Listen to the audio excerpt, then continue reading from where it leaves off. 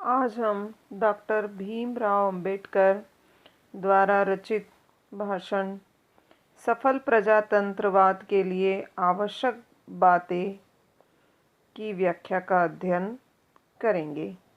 इसमें हम सबसे पहले डॉक्टर भीमराव अंबेडकर के जीवन परिचय के बारे में जानेंगे।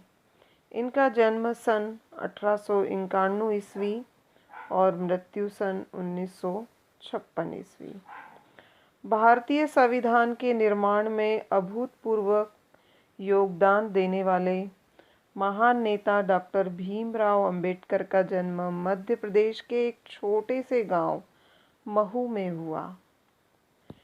भारतीय संविधान के निर्माण में अभूतपूर्व योगदान देने वाले भीमराव अंबेडकर का जन्म मध्य प्रदेश के एक छोटे से गांव में हुआ।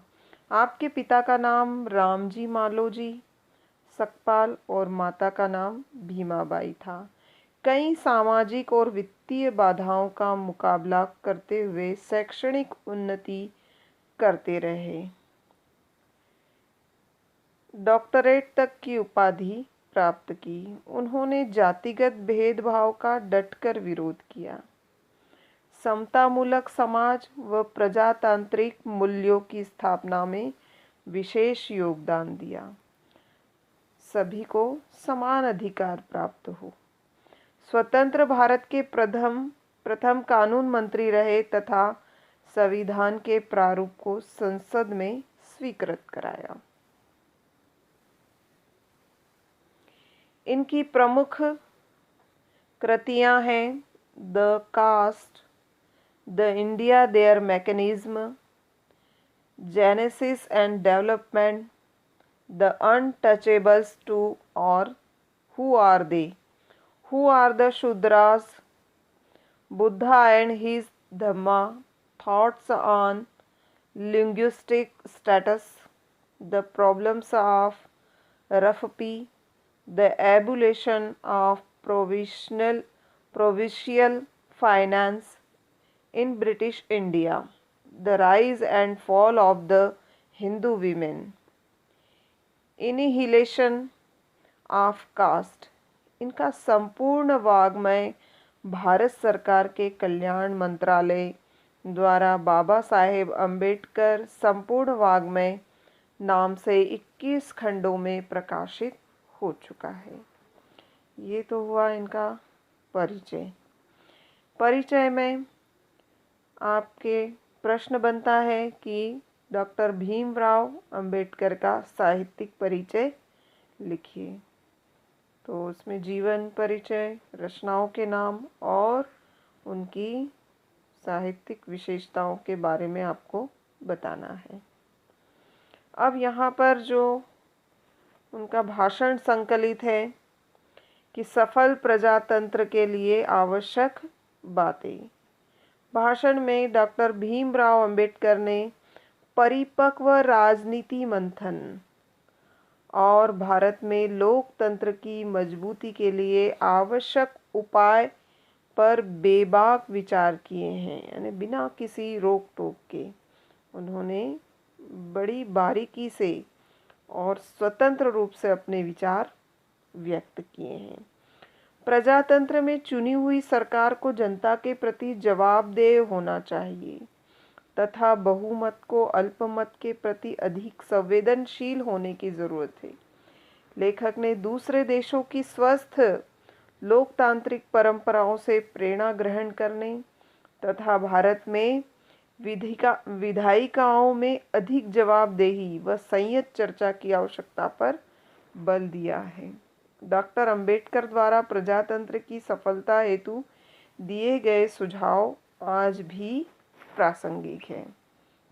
यानी उनके द्वारा जो सुझाव दिए गए हैं प्रजातंत्र की सफलता के लिए, उनकी प्रासंगिकता आज भी ज्यों की त्यों विद्यमान है।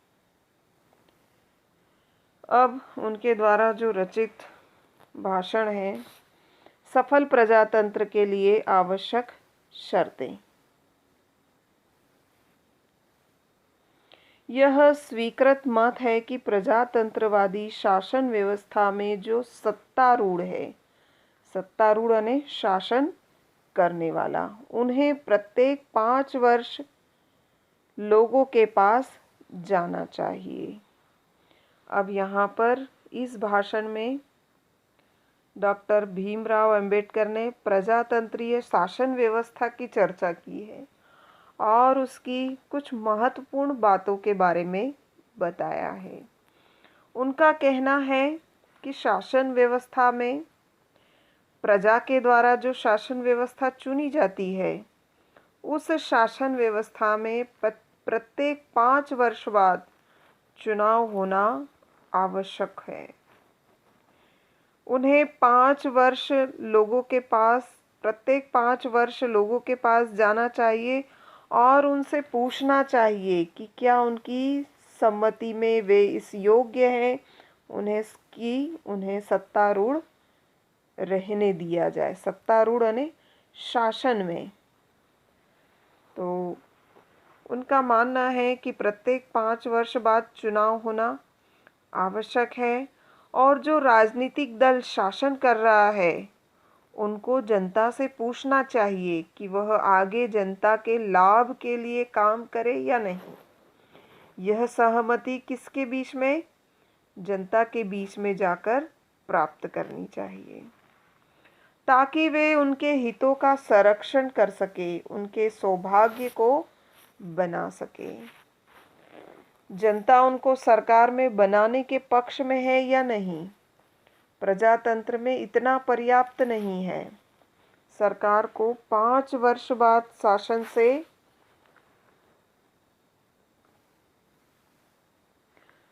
वे आजीवन उनकी आरक्षा कर सके। प्रजातंत्र केवल इतने से भी संतोष नहीं होता, प्रत्येक 5वें वर्ष सरकार की रोकथाम की जा सके और इस बीच के समय में कोई सरकार को कुछ न कह सुन सके। यहाँ पर लेखक ने बताया कि प्रजातंत्र में इतना ही काफ़ी नहीं है कि सरकार को 5 वर्ष बाद शासन करने से रोक दिया जाए तथा उसके 5 वर्ष के कार्यकाल में भी उसको कोई रोक टोक ही न सके। प्रजातंत्र चाहता है कि न केवल 5 वर्ष की समाप्ति पर सरकार का निषेध किया जा सके, बल्कि ऐसी भी व्यवस्था होनी चाहिए कि सरकार के विरुद्ध किसी भी समय तुरंत निषेधात्मक यानी नकारात्मक कार्रवाई की जा सके। यहाँ पर लेखक ने बताया है कि प्रजा के द्वारा जो व्यवस्था चुनी जाती है, उस व्यवस्था के अनुसार 5 वर्ष तक सरकार को शासन करने से रोक दिया जाए या नया जनादेश प्राप्त किया जाए, ऐसी व्यवस्था की जाए। शासनकाल के मध्य में सरकार को जन विरोधी या विधि विरोधी कार्य करने से भी रोका जा सके, ऐसी व्यवस्था होनी चाहिए। अब यदि आपको मेरे कहने का आशय स्पष्ट हो तो प्रजातंत्रवाद का मतलब है कि किसी भी आदमी को सदैव शासन करते रहने का अधिकार नहीं है। यहाँ पर लेखक यह बताना चाहते हैं कि प्रजातंत्र के द्वारा जो शासन व्यवस्था है, उसमें किसी को भी सदैव शासन सत्ता में बने रहने का अधिकार नहीं होता है।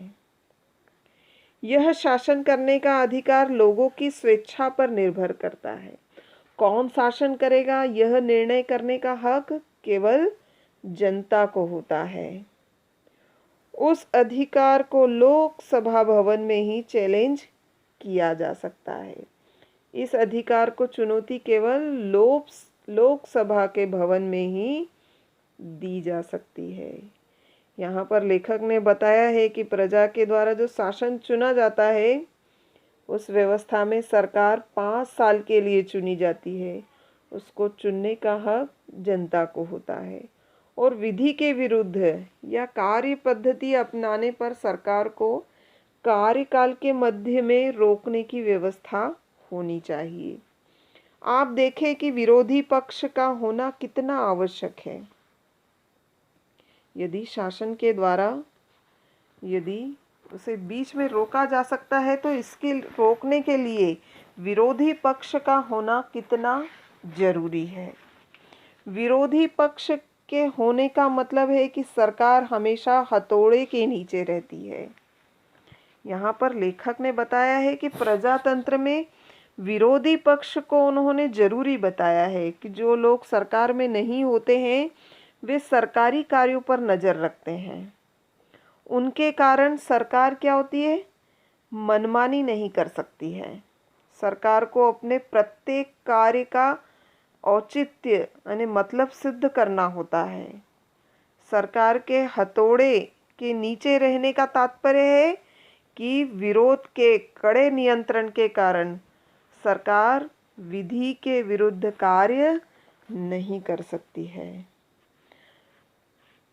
जो लोग सरकारी पार्टी में नहीं हैं उन लोगों की दृष्टि में प्रत्येक सरकारी कार्य का औचित्य सिद्ध होना चाहिए। यहाँ पर लेखक ने बताया है कि जो सरकार पार्टी में नहीं होती है या जिस पार्टी की सरकार नहीं होती है वे क्या होती है, वे उन लोगों की दृष्टि में प्रत्येक सरकारी कार्य का औचित्य सिद्ध होना चाहिए कि उनके द्वारा सरकार के द्वारा जो कार्य किए जाते हैं वे विरोधी पार्टी के द्वारा पूरी नज़र रखी जानी चाहिए। दुर्भाग्यवश हमारे देश में नाना कारणों से मेरी सम्मति में प्रधान कारण सरकारी विज्ञापनों से मिलने वाली आय हो सकती है। जैसे हमारे यहाँ पर ज़्यादातर क्या होता है कि हमारे यहाँ पर भी विरोधी पक्ष का शासन में होना अनिवार्य माना गया है, लेकिन हमारे देश में यह दुर्भाग्य है कि कई कारण ऐसे हैं कि सरकारी विज्ञापनों से मिलने वाली आय हो सकती है। सरकारी पक्ष का कहीं ज़्यादा प्रचार होता है। हमारे यहाँ पर भी विरोधी पार्टी रखी जाती है, लेकिन उसमें ज़्यादा क्या होता है, जो सरकारी विज्ञापन होते हैं उनमें सरकार के पक्ष पर ज़्यादा ध्यान दिया जाता है, विरोधी पक्ष पर बहुत कम। यानी विरोधी पक्ष के द्वारा जो पक्ष रखे जाते हैं, जो विचार रखे जाते हैं, उन पर बहुत कम ध्यान दिया जाता है। विरोधी पक्ष समाचार पत्रों के लिए किसी आय का साधन नहीं बन सकते। विरोधी पक्ष पर क्यों नहीं ध्यान दिया जाता है, उसका मुख्य कारण क्या होता है कि समाचार पत्रों के द्वारा जो समाचार प्रकाशित किए जाते हैं वे विरोधी पार्टी से उनकी आय का साधन नहीं बन पाते हैं। शासक दल के सदस्यों के भाषण से समाचार पत्रों के अंतिम पृष्ठों के अंत में कहीं जाकर जगह पाते हैं और विरोधी दल के द्वारा जो विचार व्यक्त किए जाते हैं वे समाचार पत्रों के अंतिम पृष्ठ में जाकर कहीं उन्हें स्थान मिलता है। मैं प्रजातंत्रवाद की आलोचना नहीं कर रहा हूँ, मैं प्रजा के द्वारा चुनी गई व्यवस्था की बुराई नहीं कर रहा हूँ। प्रजातंत्रवाद की सम्यक सफलता के लिए विरोधी पक्ष का होना एक अनिवार्य शर्त है। यहाँ पर वे बताना चाहते हैं कि प्रजातंत्रवाद को सफल बनाने के लिए विरोधी पक्ष का होना आवश्यक है। तो यहाँ पर लेखक ने बताया है कि प्रजातंत्रवाद की सफलता के लिए विरोधी दल का नेता होना आवश्यक होता है। आगे देखिए, क्या आप जानते हैं कि इंग्लैंड में विरोधी पक्ष के लिए न केवल स्थान है बल्कि विरोधी पक्ष के कार्य को चालू रखने के लिए विरोधी पक्ष के नेता को सरकारी खजाने से वेतन दिया जाता है। यहाँ पर लेखक बता रहे हैं कि इंग्लैंड में ऐसी व्यवस्था है कि विरोधी पक्ष के व्यक्ति को न केवल स्थान दिया जाता है बल्कि उसे अपना कार्य चालू रखने के लिए विरोधी पक्ष के नेता को सरकार के द्वारा वेतन भी दिया जाता है। उसे एक सेक्रेटरी दिया जाता है, उसे एक सचिव भी दिया जाता है, उसे कई सांकेतिक लेखक दूसरे कर्मचारी दिए जाते हैं। यानी उसे एक लेखक और उसके साथ में काम करने वाले कर्मचारी भी उपलब्ध करवाए जाते हैं। लोकसभा भवन में उसके लिए एक पृथक कमरा होता है। लोकसभा के भवन में उसका अपना एक अलग कार्यालय होता है जिसमें वह अपना कार्य चलाता है। इसी प्रकार आप देखेंगे कि कनाडा में जिस प्रकार प्रधानमंत्री वेतन पाता है, उसी प्रकार विरोधी पक्ष का नेता भी वेतन प्राप्त करता है। इन दोनों देशों के लोग सोचते हैं कि कोई न कोई ऐसा होना चाहिए जो सरकार की गलतियों की ओर उंगली निर्देश कर सके। वे चाहते हैं कि सरकारी गलतियों को बताने का कार्य सतत निरंतर होते रहना चाहिए। इसलिए वे विरोधी पक्ष के नेता पर रुपया खर्च करना बेकार नहीं समझते हैं। तो यहाँ पर लेखक ने बताया है कि इंग्लैंड और कनाडा में विरोधी पक्ष के नेता को अनेक सुविधाएं दी जाती है और लोकसभा के भवन में उनका कार्यालय भी होता है। उसमें एक सचिव, लेखक और अन्य कर्मचारी होते हैं। नेता और कर्मचारियों का वेतन सरकारी खजाने से दिया जाता है। विरोधी पक्ष के नेता को वहाँ के प्रधानमंत्री के समान ही वेतन प्राप्त होता है। मैं समझता हूँ कि एक तीसरी शर्त यह भी है कि प्रजातंत्रवाद की सफलता की पूर्व आवश्यकता है, वह यह कि कानून तथा शासन की दृष्टि में सभी समान होने चाहिए। लेखक का मानना है कि प्रजातंत्र की सफलता के लिए तीसरी और आवश्यक शर्त यह है कि कानून और शासन की दृष्टि में सभी समान होने चाहिए। यहाँ पर लेखक ने बताया कि कानून तथा शासन को पक्षपात से मुक्त रखा जाना चाहिए। यद्यपि ऐसे छुटपुट अवसर गिनाए जा सकते हैं जहाँ कानून को समान दृष्टि नहीं रही है। लेखक कहते हैं कि ऐसे छोटे मोटे कई अवसर गिनाए जा सकते हैं जहाँ पर कानून समान दृष्टि से नहीं होता। तो भी मैं नहीं समझता हूँ कि इस समय मुझे कानून की दृष्टि में समानता के बारे में बहुत कुछ अधिक कहना चाहिए, लेकिन शासन की दृष्टि में समानता की बात महत्वपूर्ण है। यहाँ पर लेखक ने बताया है कि शासन की दृष्टि से कानून समान होना चाहिए। आप में बहुत से लोगों के लिए यह संभव है या ऐसी घटनाएं याद कर सकें कि आप में बहुत से लोगों में यह संभव है या तो ऐसी घटनाएं याद कर सके, ऐसी घटनाओं की कल्पना कर सके जबकि शासनारूढ़ पार्टी अपनी पार्टी के सदस्यों के हित में शासन करती हुई प्रतीत हुई हो। कुछ भी हो, मैं इस प्रकार की कितनी ही घटनाएं याद कर सकता हूँ। आप कल्पना करें कि एक कानून जो कहता है कि कोई भी आदमी बिना लाइसेंस के किसी विशेष वस्तु का व्यापार नहीं कर सकता, क्योंकि कानून सबके लिए एक समान है, इसलिए कोई भी उस कानून पर आपत्ति नहीं उठा सकता। उस कानून विशेष में कहीं कुछ पक्षपात नहीं है। लेकिन हम एक कदम आगे जाएं और देखें कि जब कोई आदमी किसी अफसर या मंत्री के पास किसी विशेष वस्तु का व्यापार करने के लिए लाइसेंस मांगने जाता है, तो मैं नहीं जानता, लेकिन लगता है कि एकदम संभव है कि मिनिस्टर सबसे पहले उसकी टोपी की ओर देखे कि वह किस रंग की टोपी पहने हुए है। यदि वह ऐसी टोपी पहने हुए जो उसे अच्छी लगती है, तो निश्चय हो जाता है कि वह उस पार्टी का आदमी है। अब एक दूसरा आदमी जाता है जो दूसरी तरह की पोशाक पहने हुए है या दूसरी पार्टी का है, वह मिनिस्टर पहले को लाइसेंस देता है। यानी यहाँ पर क्या होता है, पार्टी को विशेष अधिकार दिया जाता है, दूसरे को इनकार कर देता है। शासन की दृष्टि में दोनों आदमी लाइसेंस लेने के समान रूप से अधिकारी हैं। किसी सुविधा विशेष का लिया जाना एक छोटी सी बात है। किसी व्यक्ति को यदि पार्टी की कोई विशेष सुविधा मिलती है तो एक छोटी सी बात है, लेकिन इसका प्रभाव संभवतः थोड़े से लोगों पर पड़ता है। ऐसा कर किया जाता है या ऐसा होता है तो इसका प्रभाव बहुत थोड़े लोगों पर ही देखने को मिलता है। लेकिन यदि हम एक कदम और आगे बढ़ें कि देखें जब ऐसा भेदभाव शासन में प्रविष्ट होता है तो क्या होता है।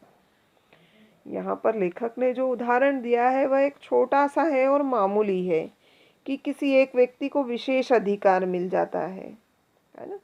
लेकिन जब यही बात शासन में प्रविष्ट हो जाती है, शासन में सम्मिलित हो जाती है तो क्या होता है। मान लीजिए कि किसी पार्टी के सदस्य ने कोई अपराध किया है, उसके विरुद्ध काफ़ी गवाही है, उसके विरुद्ध गवाह भी है, उस पर मुकदमा चल रहा है।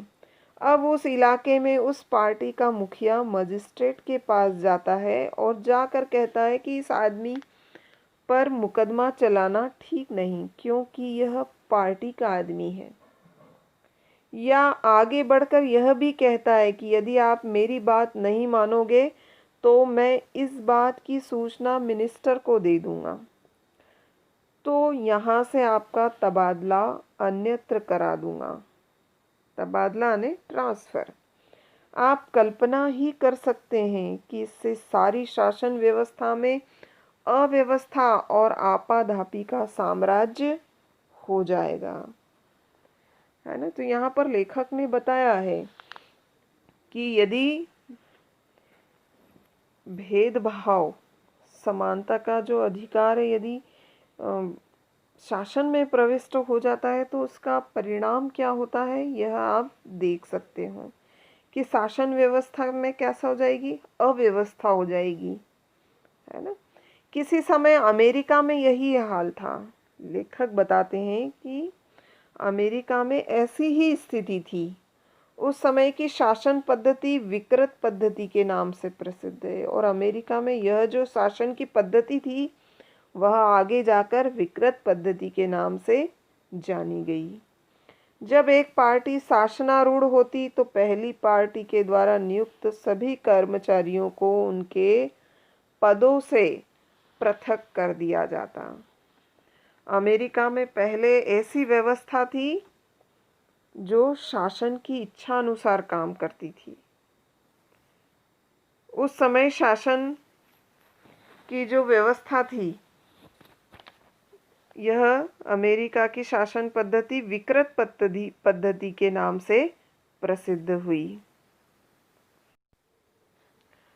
उस समय की शासन पद्धति विकृत पद्धति के नाम से प्रसिद्ध है। जब एक पार्टी शासनारूढ़ होती है तो पहली पार्टी द्वारा नियुक्त सभी कर्मचारियों को उनके पदों से पृथक कर देती थी। यहाँ तक कि क्लर्कों और चपरासियों तक को निकाल बाहर किया जाता था। उन सब की जगह नई पार्टी के नए आदमी नियुक्त किए जाते थे।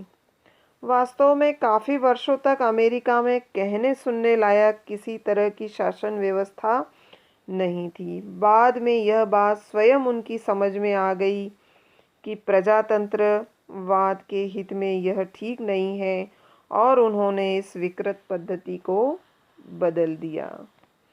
तो यहाँ पर लेखक ने बताया कि अमेरिका में पहले ऐसी व्यवस्था थी कि कार्यपालिका शासन सत्ता की इच्छा अनुसार काम करती थी। चुनाव के बाद नई सरकार के सत्ता में आने पर सभी सरकारी कर्मचारियों को हटा दिया जाता था। यहाँ तक कि चपरासी को भी बदल दिया जाता था और पुनः शासन दल के अनुसार नई नियुक्तियाँ होती थी। इससे शासन क्या हुआ, निष्पक्ष नहीं रह पाता था और अव्यवस्था फैलती थी। इसी पद्धति को वहाँ की शासन व्यवस्था के द्वारा विकृत पद्धति कहा गया और इसके कारण फैलने वाली अव्यवस्था तथा पक्षपात से बचने के लिए इस पद्धति को बदल दिया गया। तो ठीक है, बहुत बहुत धन्यवाद।